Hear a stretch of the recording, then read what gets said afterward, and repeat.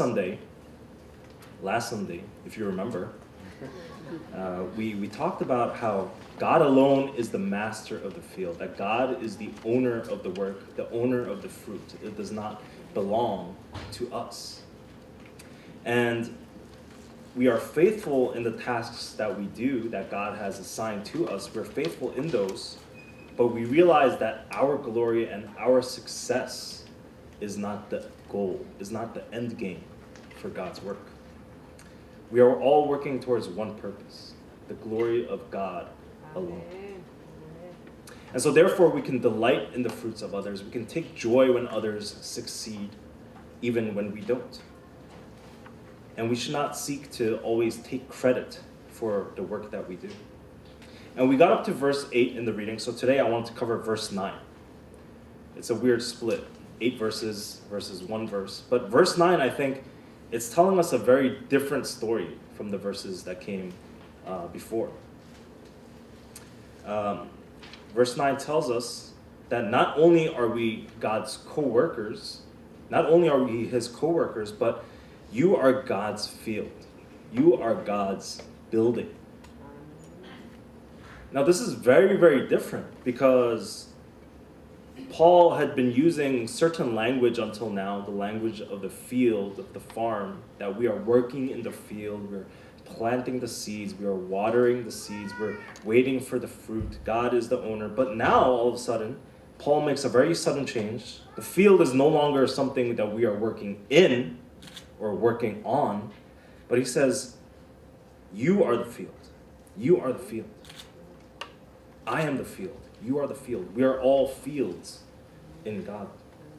And the field is no longer an outside place of work. The field is no longer some outside place of work that we do. It becomes an inside place of God's work that is being done upon us. It is being done upon us. There's a very clear difference there. You know, normally when we think about God's work, about God's workers, we think about what we do. Is that pretty normal? We think about what we do. What am I doing? God's work. I have to go do God's work.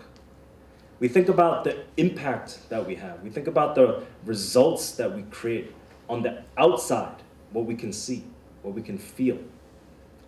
But we don't think always about who we are, the impact that the work has on us, the results that are created inside of us. But Paul tells us this is just as important to God, maybe even more important.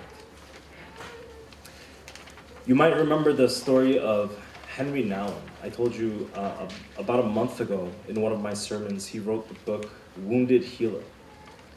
And if you don't remember, or maybe you weren't here, Henry Nouwen, he went from teaching geniuses at Harvard University. He was a professor at Harvard. Before that, he was teaching at Yale. So he went from teaching these geniuses to working with mentally and physically disabled people at the large community. And when we hear about someone so famous, so accomplished, so distinguished, 교수님, not from any school, but from Harvard. And he's going to this group home for mentally disabled, physically disabled people. When we think about someone so high going somewhere so low, we might be tempted to think that he's like a superhero, that he's going to help the people in need, that he's going to swoop down and save these people that needed him so badly. You know, think about if we were in that position. If you were a professor at Harvard or Yale, and you were entering this home for disabled people, I think even if we were humble, even if we truly, truly were humble in our hearts, we would still think, oh, I'm going to help. I'm going to teach. I'm going to bring all of this knowledge and pass it on to the people there. The wisdom that I have, all of my experience, I will use it to help these people. That's what we would think. That by our presence, we would teach others, that we would be a benefit and a blessing to others in some sort of way. Because why else would God send you there? Why else would God send a prestigious professor to such a lowly place? And for Nouwen, he probably had similar expectations when he started working there. He thought that he could provide something to the people there. But he met a patient named Adam that changed his way of thinking. Adam was one of the residents there. He was severely handicapped. He couldn't do anything. Adam could not do anything for himself. Every function of his life, he depended on someone else. He couldn't even do the most basic things. He could not speak. He had seizures every day. But Nouwen wrote that Adam was his friend. But not only his friend, Nouwen wrote that Adam was his teacher and his guide. Not just a friend. Not just a victim or a patient. Not just someone I am helping out. But he says he is my friend, my teacher, and my guide. Nouwen was so blessed by their relationship that he wrote a book dedicated to Adam. He wrote an entire book dedicated to Adam and the lessons that he learned from this man. Nouwen learned from this man. The Harvard professor learned from this disabled man who couldn't do anything for himself, but Nouwen learned from him. And Nouwen famously wrote that it is I, Reverend Dr. Henry Nouwen, it is I, not Adam, who gets the main benefit from our friendship. Nouwen thought that he was going to teach something, but he ended up learning from them. He thought that he was going there to heal, but he ended up being healed. He thought that he was going to work in the field, to do something, but he found out that the field was him, that God was doing a work upon him. And we hear this very often from people that go on mission trips. 단기 선교. When people go on 단기 선교, they leave their life of luxury. Think about how nice it is here living in Korea or in America or Canada where all these missionaries come from. It's so nice here, but we leave it all behind, these lives of luxury and technology. And we go to places in the world that they call third world countries, where there's no healthcare, there's no infrastructure, no roads, no schools. And we go to these, what I guess we could call 불쌍한 나라들, right? That's what we call them. And we go there to work in the field. The short-term missionaries, they go to build a school. They are going there to teach the children. They are going there to repair homes. They're going to distribute food and water and medicine. They're going to do all these good things, to work in the field. They're going to help. That's what we think at the most basic level of missions. They're going to help. But what many of these short-term missionaries feel during the work is that they are blessed more than they are blessing others. That they are the recipients of the blessing, not the people handing out blessings to the poor people, but they are receiving the blessings. As people from first world countries that have all the money and education that they need, that is, beyond the imagination of the people that they are reaching out to, they have very little to teach, but much to learn. Very little to teach, but much to learn. And that's why many people come back from mission trips. Maybe you've had this experience. People coming back from mission trips, and everyone asks them, what did you do? How did you help? What did you teach? How did you heal? And of course, we make the PowerPoint or the short video afterwards to show everyone the good things that the mission trip did. But the answers of the returning members, if you speak to them personally, the answers that they give you, it usually focuses on themselves. Not what they taught, but what they learned. It's not because they are selfish. Because they did go and do many good works. They didn't go and just sit around and, think about why they were there. They did go and do these things. They planted seeds where God called them to. They planted those seeds as God directed them, as God assigned to them. But they didn't just go to work in the field. They were the field themselves. They were being worked on by God. They were the building that God was building up piece by piece. So in God's kingdom, at the same time, I can be the farmer, which we normally think of. I can be the farmer, but I can also be the farm, the field that is being worked on at the same time. I can be a teacher and still be taught. I can be a helper and also be helped.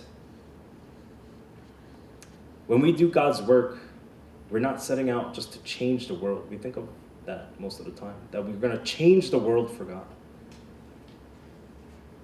But we are not just going out to change the world, but God is bringing about a change in us. God is revealing our true image, this transformation that we talked about 2 weeks ago, this metamorphosis. When we do God's work, it is not just through us, but on us, upon us, that God is working in us. God is working on us as His field, His building.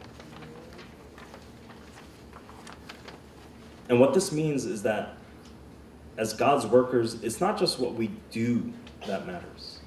It is not just what we do, but who we are. It's very easy to think of serving God as all about the what, the where, the when, the hard details and facts of what we do. But God is a God who is very, very concerned with the who, the why, the how that we do things. It is not just what we do, but who we are that matters to God. Our senior pastor said during Saturday's morning service that King Saul, he's been covering King Saul in the past several Saturday 새벽기도. He said that King Saul's big mistake was that he made empty sacrifices. He made empty sacrifices, empty promises before God. He was focused only on what he was doing and what he was saying. And he paid attention to who he was on the inside. That was his downfall. Saul was a man that was concerned. He only cared about the outward appearance of holiness. He wanted everyone to see that he was holy. He put on this grand act of respecting and revering God. He put on this outward appearance of holiness, but he neglected his inward posture of worship. He thought that all he needed to do was put on a show for the people, to put on this grand show, because all the Israelites were looking to him as the king. So he thought, if I put on this grand show and show all the people, and I keep saying, if I keep declaring over and over, God, what is your will? I want to follow you, God. He just kept saying it for all the people to hear. That is what Saul thought will lead him to God. But deep inside his heart, there was no love behind his actions. There was no humility in his prayers. When he offered sacrifices to God, when he burned these sacrifices at the altar, there was no heart of submission, of saying, God, everything I have is yours. He just put it there, burned it, and that was it. And so to God, they were all nothing. They meant nothing. They were worthless in God's eyes. God did not want empty words from Saul. And God does not want empty words from us either. We all know the words of James chapter 2, verse 17, very famous verse, that faith by itself, if it is not accompanied by action, is dead. Faith by itself is dead if it is not accompanied by action. I'm going to read the Korean verse here, so apologies. But 행함이 없는 믿음은 그 자체가 죽은 것이라. Amen. Amen. I have to preach for 남성교회 원래 해 later in Korean. So I'm practicing now. So pray for me. But faith without action is dead. And we all know this. We've all heard it before. We all accept this as true. But what if we think about the reverse? That actions without faith, then, is also dead. If we just do all the motions, but there is nothing inside, if there's no faith underneath that, then those actions are dead as well. That is exactly what the Pharisees did. They practiced actions, but there was no faith. There was no heart behind it. And what did Jesus think of the Pharisees? Just as faith without actions is dead, actions without faith is also dead. What God desires from us as we work in his field is that we would not just give him empty external actions, but he wants something that is impactful and internal in our lives, in our hearts. Because as we looked at last week, we can make the mistake of expecting to see our fruits immediately. We can also believe incorrectly that fruit is only what we see on the outside. But there are fruits inside as well. Because God is working on us. God is working on you. You are his field. You are his building. And as a pastor, I have to admit that I can be the worst offender of this way of thinking. Anything that I say, I don't say because I've perfected, the way, and I'm teaching you afterwards. It's because I struggle with this too. I want the fruit now. And I only look at the external fruits of my ministry. I don't look at the fruit inside. I think about what I'm doing and not who I am. I only think about the results that I'm getting. And I forget to stop and ask God, how are you shaping me? How are you molding me inside to be more like you? I want to tell you a story at one of my previous churches. I was working with a young man there. I don't want to say his name because this is going on YouTube. But I was working with a young man there. And I had known him for a long time. He was a member of our church for a very long time, since he was just a small child, right? He had been coming since he was 5 years old. His father was not there. His mother, in America, even if you have your father and mother, they're always working. So his mother was alone. She was working all the time. She was never home. So I remember even when he was 5 years old, he would come to church. He would walk. I think he lived maybe like 2 kilometers from our church. But he would walk by himself. And here it's normal. I see little kids walking like with their mom's credit card and they're carrying coffee, by themselves. But in America, kids don't walk by themselves. If you see a kid walking by themselves, people call the police. But he would walk to church by himself every day because he didn't want to be alone. And so he would be at church all the time. And everyone in the church knew him. And we watched him grow up. But I saw him as he got older, he was slipping into the world. He was slipping into the temptations of the world around him. And so I really tried my best to keep him connected to the church. I tried to keep him connected to God during this time. And to be very honest, I had good intentions of doing this, but on one hand, I wanted him to be a success story, not just for himself, but also for me. I wanted him to be a testimony, to have a testimony of how God worked in his life, but not just a testimony of how God worked in his life, but a testimony of how I worked in his life. I wanted to see this fruit so badly.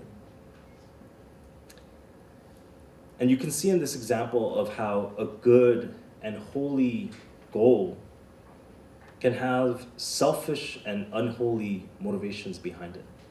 It's just a small difference, but to God, that makes a big deal.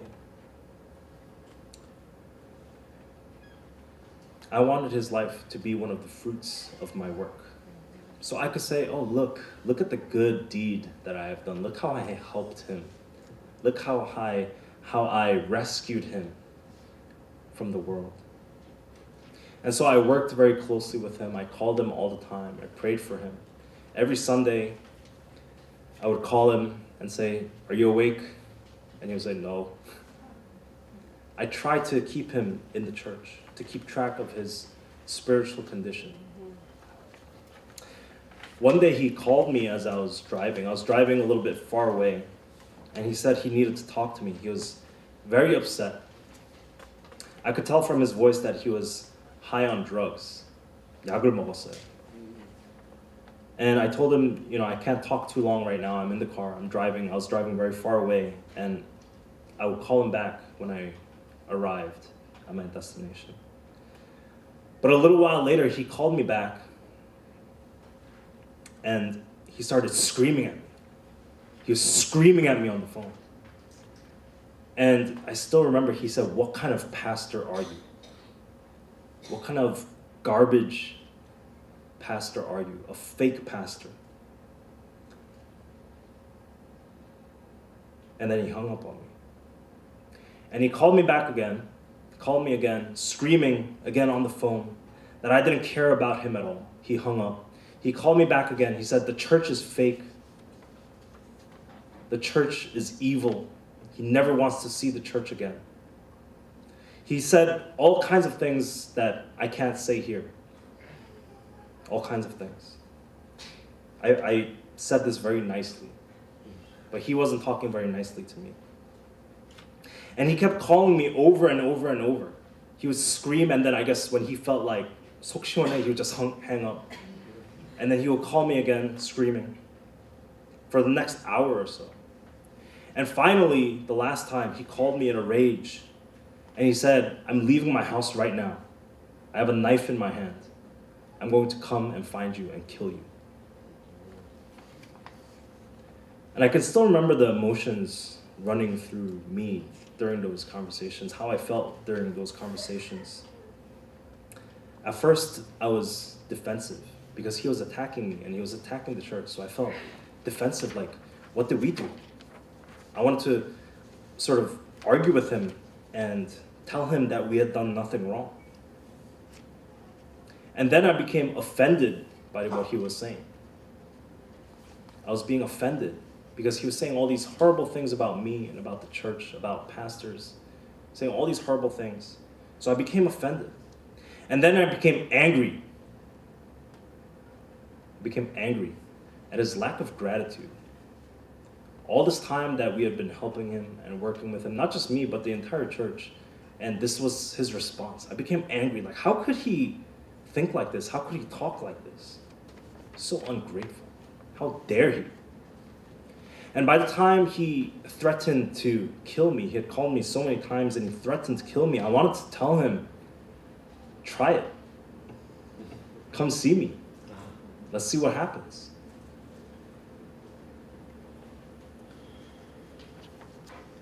But I paused and I looked at myself. It was easy. I was driving. I could look in the mirror. I looked at myself.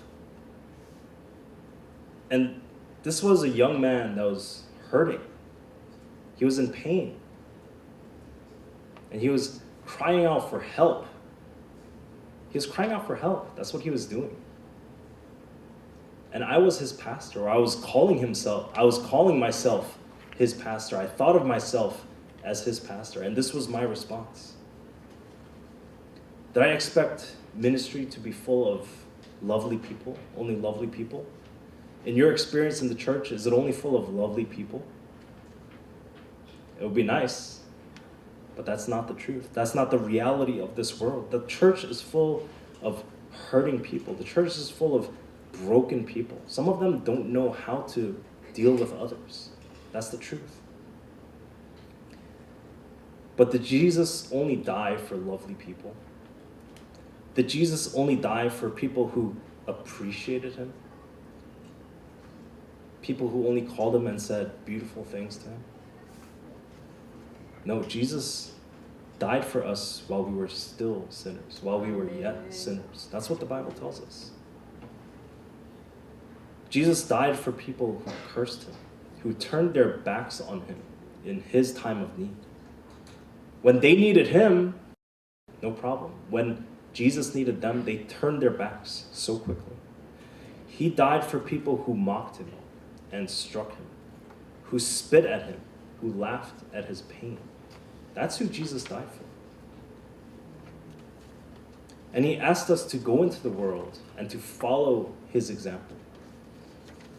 To follow his example of love.